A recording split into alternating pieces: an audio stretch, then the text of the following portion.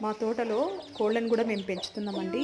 ఈ కోడి పెట్టయితే చాలా గుడ్లయితే పెట్టిందండి. బట్ ఏమంటే 5 పిల్లలైతే వచ్చాయి.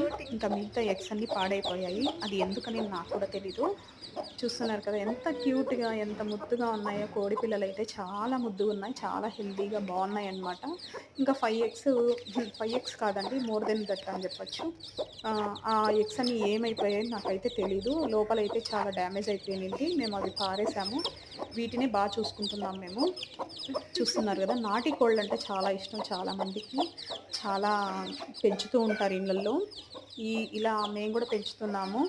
ఇప్పుడైతే ఒక 5 పిల్లలైతే ఉన్నాయండి. జస్ట్ 5 పిల్లలు చిట్టి చిట్టి పిల్లలనమాట. ఇప్పుడు ఒక 3 డేస్ ముందు, 4 డేస్ ముందు వచ్చాయి ఇవి పిల్లలు.